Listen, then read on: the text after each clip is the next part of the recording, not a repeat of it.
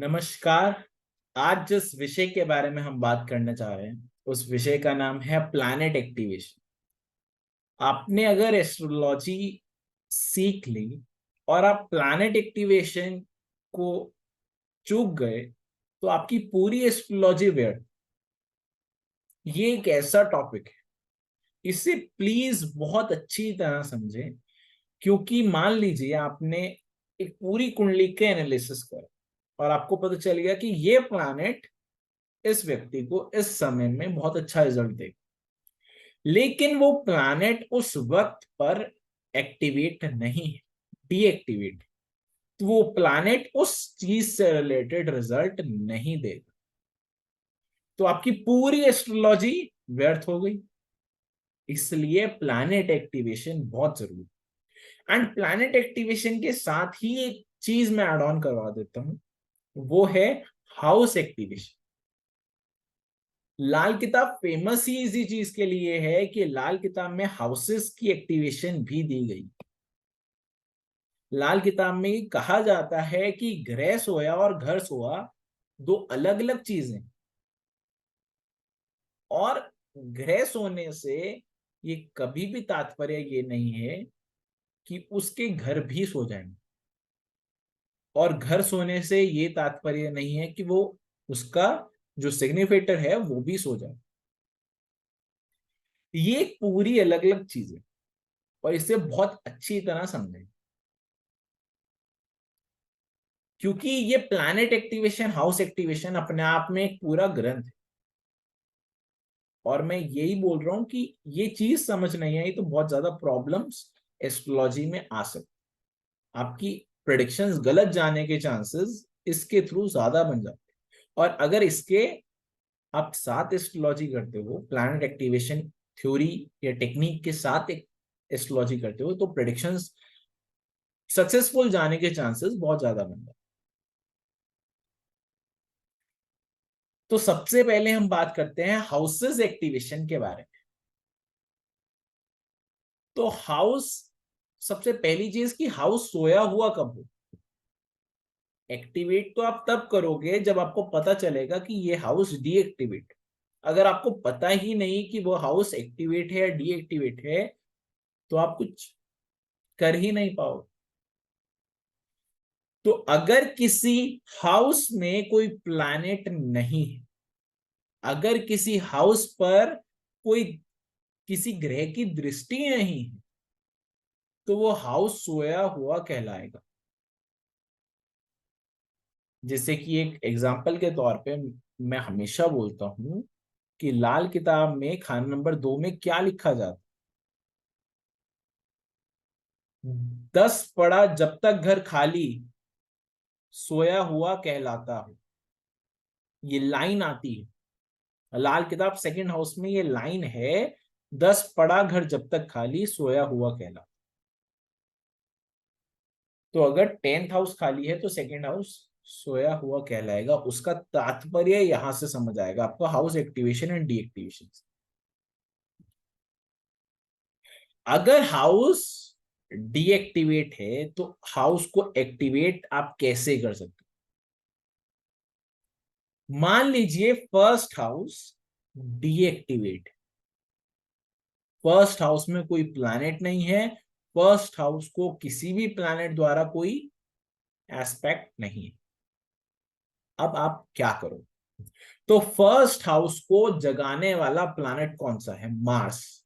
पहले आप ये लिख लें, मैं 12 के 12 हाउसेस के प्लैनेट्स बता रहा हूं कि कौन सा प्लैनेट कौन से हाउस को जगाए। मार्स फर्स्ट हाउस को जगाएगा, मून सेकंड हाउस को जगाएगा, मरकरी थर्ड हाउस को जगाएगा, मून अगेन फोर्थ हाउस को जगाएगा, फिफ्थ हाउस को सूर्य देव जगाएंगे, सिक्स्थ हाउस को राहु देव जगाएंगे, सेवेंथ हाउस को शुक्र देव जगाएंगे, आठवें घर को अगेन चंद्र देव जगाएंगे, नौवें घर को बृहस्पति देव, 10वें घर को शनि देव, 11वें घर को अगेन बृहस्पति देव, और 12वें घर को केतु देव। ये प्लीज लिख लें, या फिर वैसे आपके पास ये रिकॉर्डिंग जानी है तो इसे प्लीज अच्छी तरह संभाल के रखें। इस रिकॉर्डिंग को, इस पूरे लेक्चर को बहुत अच्छी तरह यूज करें। तो ये हमारा हो गया कि हमारे हाउसेस को जगाएंगे कौन सा प्लैनेट। अब जगाना कैसे? फर्स्ट हाउस में मंगल की चीज आप स्थापित करते हो तो आपका फर्स्ट हाउस एक्टिवेट हो जाए। हमारा फर्स्ट हाउस क्या है? तख्त है। हम क्या बोलते हैं? First house is Takht. Takht means राजगद्दी, राज सिंहासन। राज सिंहासन पे कौन बैठेगा? राजकुमार, राजा। और राजा के लिए सबसे मेन चीज क्या है? एक तो उसके सर का ताज, और दूसरी चीज क्या है? राज तिलक। वो व्यक्ति 43 डेज के लिए सिंदूर का तिलक माथे पर लगाना शुरू कर दे। जितना लंबा ले जाएगा उतना बढ़िया है उसके व्यक्ति के लिए। 43 दिन तक लगाए। First house activate. Second house, वो व्यक्ति मंदिर जाना शुरू कर दे, सेकंड हाउस एक्टिवेट। और सेकंड एक और तरह से भी एक्टिवेट कर सकते हैं, मंदिर जाएं और 43 दिन तक शिवलिंग पर दूध चढ़ाए, second house activate. Third house की अगर हम बात करते हैं तो थर्ड हाउस आपके होते हैं कि अगर आप अपने पड़ोसियों के घर चले जाते हैं और वहां जाके एक नाइट स्टे कर लें या फिर डिनर करके आ जाएं, तो आपको थर्ड हाउस एक्टिवेट हो जाएगा। या फिर आपके घर आपका छोटा भाई पैदा हो जाए तो थर्ड हाउस एक्टिवेट हो जाएगा। आप अपनी उंगलियों में कोई भी स्टोन पहन ले, कोई भी रिंग पहन ले, थर्ड हाउस एक्टिवेट हो जाएगा। फोर्थ हाउस की अगर हम बात करें तो फोर्थ हाउस, आप प्रॉपर्टी ले लें, आप कोई गाड़ी ले लें, वो सारी चीजें आपका फोर्थ हाउस एक्टिवेट कर देती। आप गले में चांदी सोने की चेन पहन लें, स्पेशली अगर चांदी की चेन पहनते हो तो उससे हमारा फोर्थ हाउस एक्टिवेट हो जाएगा। जिस दिन हम स्कूल चले जाते हैं उस दिन से हमारा फिफ्थ हाउस एक्टिवेट हो जाता है। सिक्स्थ हाउस, अगर हम किसी भी तरह, या तो जेल चले जाए, पहली चीज। दूसरी चीज, हम किसी तरह कोर्ट चले जाएं, कोर्ट में काम करें कोई, क्योंकि हर एक व्यक्ति को कोर्ट से कोई ना कोई काम तो चाहिए ही चाहिए। कोर्ट का मतलब यहाँ सिर्फ डिस्ट्रिक्ट कोर्ट नहीं है, एसडीएम कोर्ट, तहसीलदार, वो सारे कोर्ट सिक्स्थ हाउस के अंडर रहेंगे। वहां जाएं, वहां जाकर हाजिरी लगाएं, कोई पेपर अपना निकलवा लें या फिर दे दे, सबमिट कर दे। जैसे ड्राइविंग लाइसेंस हो गया, ये सारी चीजें जो कोर्ट के थ्रू होती है, या एसडीएम कोर्ट के थ्रू, आरटीओ के थ्रू, जिसके भी थ्रू, जिसके पास एक आपका चालान काटने की अथॉरिटी होती है, तो उस व्यक्ति से हमारा सिक्स्थ हाउस एक्टिवेट हो जाता है। सेवेंथ हाउस एक्टिवेशन, जिस दिन हमारी शादी हो गई, जिस दिन हमने बिजनेस खोल लिया, जिस दिन हमारे बिजनेस में कोई पार्टनर बन गया, तो हमारा सेवेंथ हाउस एक्टिवेट हो गया। एट्थ हाउस की अगर हम बात करें तो अगर हम किसी के मरने या कब्रिस्तान पर चले जाएं, कोई व्यक्ति जब मरता है तभी, उस समय की बात कर रहा हूं, तो हमारा एट्थ हाउस उस दिन से एक्टिवेट होगा। हम किसी की अर्थी जिस दिन देख लेते हैं उस दिन से हमारा एट्थ हाउस एक्टिवेट हो गया। हमें जिस दिन कोई ऐसी बीमारी लग गई जो कि 10 दिन से ज्यादा चल गई, तो हमारा एट्थ हाउस एक्टिवेट हो गया। हमें किसी डीप एजुकेशन, मतलब हम बोलते हैं कि गुप्त विद्याओं में अगर हमारी रुचि हो गई, तो हमारा एट्थ हाउस एक्टिवेट हो गया। अगर हम अपने घर से 10 दिन दूर रहते हैं और किसी धार्मिक स्थान पर रहते हैं, तो हमारा नाइन्थ हाउस एक्टिवेट हो जाता है। अगर हम अपने घर से दूर चले जाते हैं 10 दिन के लिए, 20 दिन के लिए, और किसी धार्मिक स्थान पर जाते रहें, वहां जाके, या किसी धार्मिक स्थान पे ही गए, वहां जाके घूमने के लिए गए हैं लेकिन गए किसी धार्मिक स्थान पर हैं, तो उस समय आपका नाइन्थ हाउस एक्टिवेट हो जाएगा। या फिर आपके पूर्वजों की जमीन आपके नाम हो जाए, तो आपका नाइन्थ हाउस एक्टिवेट हो जाएगा। आप अपने फादर के साथ बिजनेस करना शुरू कर दें तो आपका नाइन्थ हाउस एक्टिवेट हो जाएगा। टेंथ हाउस, जिस दिन आप अपने कैरियर पर ध्यान देकर कोई एक नौकरी आपकी लग गई, उस दिन से आपका टेंथ हाउस एक्टिवेट हो जाएगा। आप इलेवेंथ हाउस कैसे एक्टिवेट कर सकते हो? आप किसी ऐसे पहाड़ वाली जगह पर जाएं, आप किसी ऐसे पहाड़ वाली जगह पर जाएं जहां बर्फ पड़ती हो, और वहां जाकर कोई भी चीज चढ़ा दे, किसी धार्मिक स्थान पर जाएं, स्पेशली गुरुद्वारे में जाएं, तो आपका 11th हाउस एक्टिवेट हो जाएगा, पहली चीज।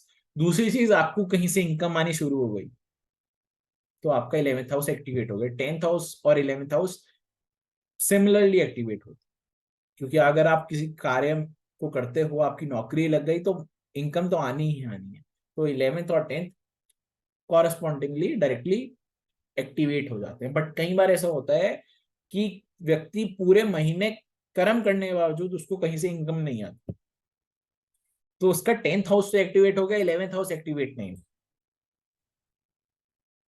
तो ये चीज देखनी है। 12th हाउस, जिस दिन आप हॉस्पिटल चले गए, किसी के रिगार्डिंग चले गए, अपने रिगार्डिंग चले गए, 12th हाउस एक्टिवेट हो गया। आपको चोट लग गई, एक्सीडेंट हो गया, तो आपका 12th हाउस एक्टिवेट हो गया। अब हम ये भी कर सकते हैं कि अपने 6th हाउस, 8th हाउस और 12th हाउस को एक्टिवेट ही ना करें, क्योंकि ये तीनों हाउसेस तो बैड ही चीजों को सिग्निफाई कर रहे हैं। 6th हाउस जब हम कोर्ट जाएंगे तब एक्टिवेट होगा, 8th हाउस जब हम किसी के मरने पर जाएंगे तब एक्टिवेट होगा, और 12th हाउस तब एक्टिवेट होगा जब हम हॉस्पिटल जाएंगे। तो ये तो तीनों बैड हाउसेस, लेकिन ये बैड हाउसेस ही बहुत अच्छे परिणाम भी देते हैं। एक्टिवेशन के लिए ये जरूरी है, जरूरी।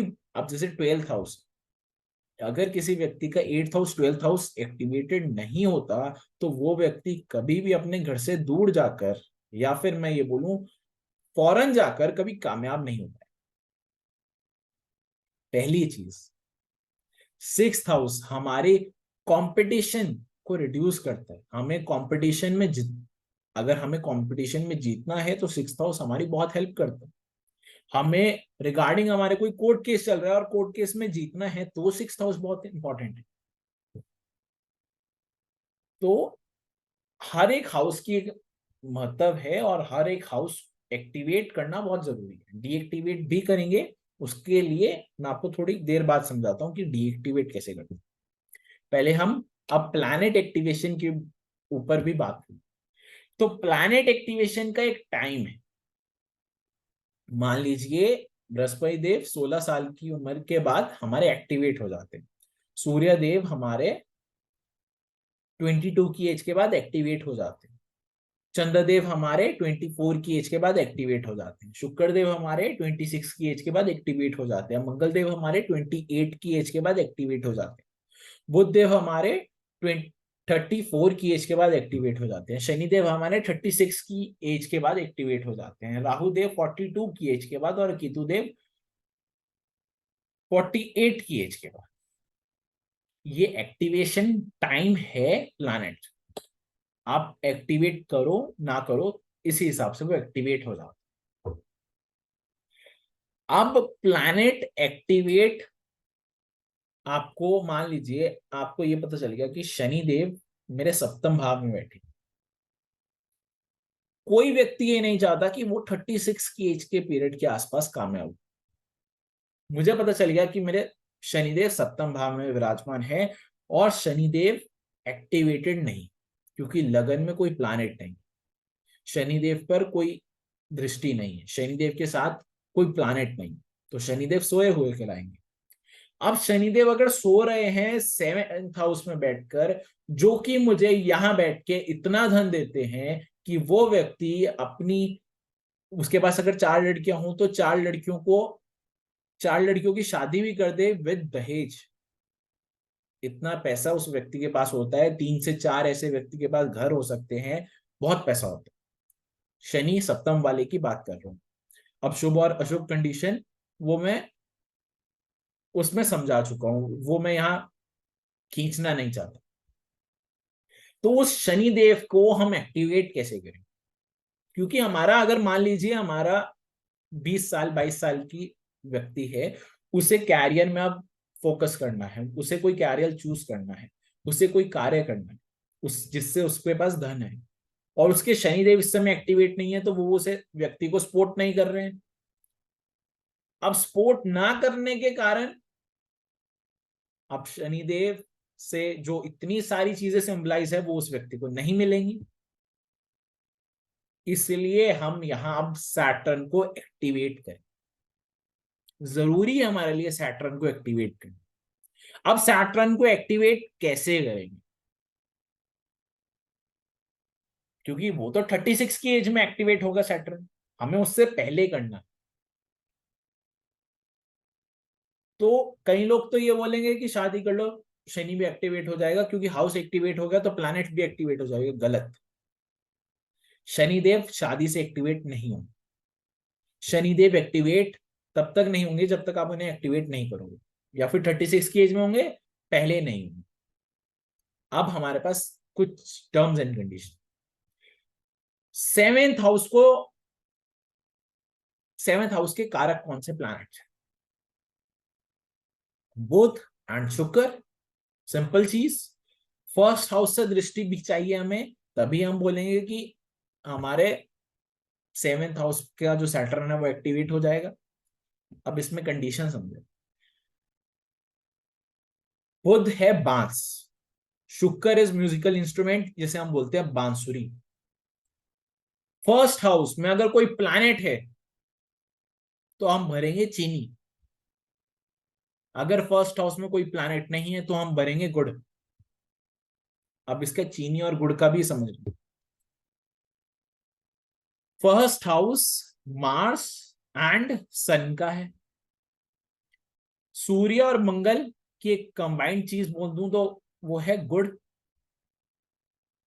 अगर वहां सूर्यदेव नहीं है और कोई और प्लैनेट आकर विराजमान हो जाता, अब कोई और प्लैनेट आकर विराजमान हो जाता है, इसका कंडीशन समझ लो। कोई और प्लैनेट आकर विराजमान है और शनिदेव सप्तम भाव में है तो शनिदेव तो एक्टिवेट ही होंगे। ये मैं बात क्यों कह रहा हूं? मैंने ये बोला कि फर्स्ट हाउस में अगर कोई प्लैनेट है तो चीनी, और अगर प्लैनेट नहीं है तो गुड़। लेकिन अगर कोई प्लैनेट फर्स्ट हाउस में है तो शनिदेव एक्टिवेट ही होंगे, तो डीएक्टिवेट हो ही नहीं सकते। हो सकते हैं। कैसे हो सकते हैं इसे भी समझ। शनिदेव सप्तम भाव में और वक्री है। शनिदेव सप्तम भाव में है और बृहस्पति देव के साथ है। तो हम यहां बोलेंगे कि शनिदेव जागते हुए भी सोए हुए कहलाएंगे। सिर्फ ये शनिदेव के लिए ही एग्जाम्पल निकाला था। अब यहां शनिदेव जागते हुए भी सोए हुए कहलाएंगे, क्योंकि शनिदेव अगर बृहस्पति देव के साथ हैं तो शनिदेव सोए हुए कहलाते हैं।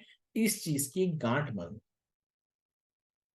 अब इस समय शनिदेव को कैसे एक्टिवेट करेंगे? लगन में कोई प्लैनेट है तो चीनी, अदरवाइज गुड।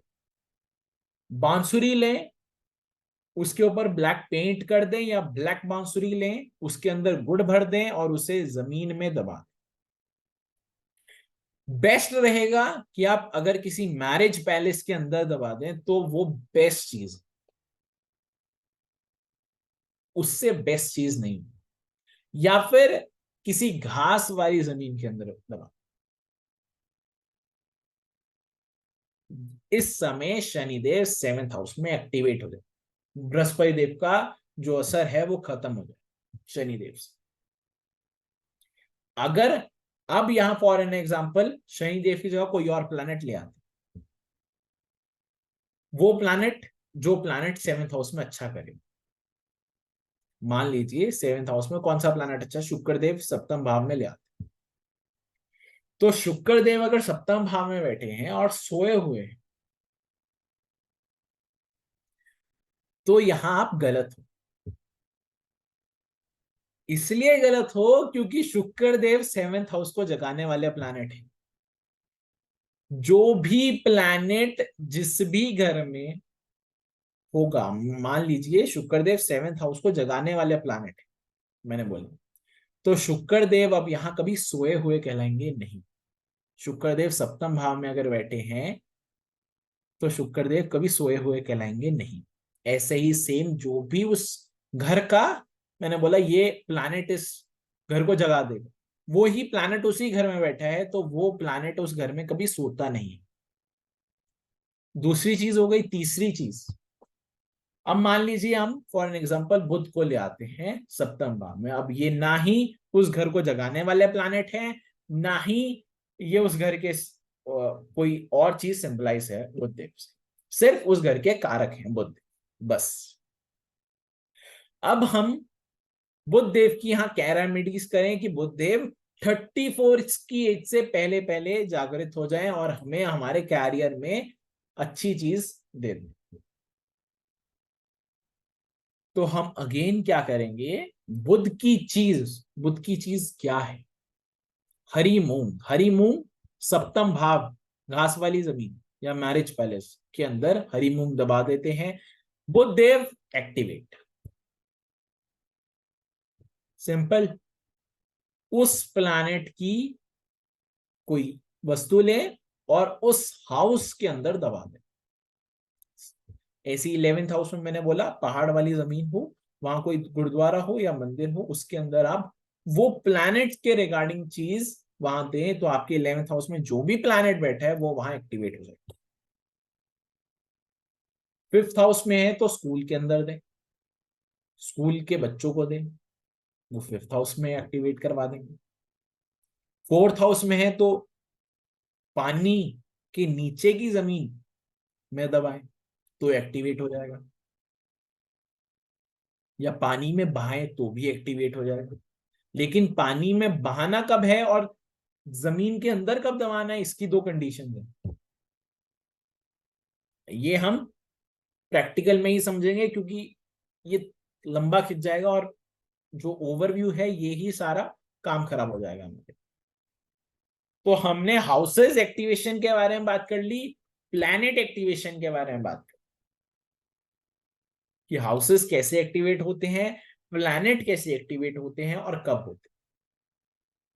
हाउसेस के लिए भी बोला कि 7th हाउस कैसे एक्टिवेट होगा, जब शादी हो जाएगी तो उसका 7th हाउस एक्टिवेट, वो भी चीज बता दी। और हाउस एक्टिवेट कैसे करना है, उसके अंदर कोई प्लैनेट की कोई चीज जो भी उसका सिग्निफिकेटर है, जो मैंने बोला कि ये व्यक्ति, ये मतलब ये प्लैनेट इस घर को जगा देगा, उस ग्रह की रिगार्डिंग चीज उस घर के अंदर जब हम दबा देते हैं, या उस जो भी चीज से चीज आएगी, जैसे 5th हाउस आया तो स्कूल के अंदर दबा दी या बच्चों को बांट दी, छोटे बच्चे स्पेशली। 8th हाउस आया तो कब्रिस्तान में हम वो चीज देते हैं, वो चीज सिंपली हम करते हैं। इजी, इसमें कोई प्रॉब्लम नहीं होनी चाहिए, अगर है तो मुझे अभी बता दें।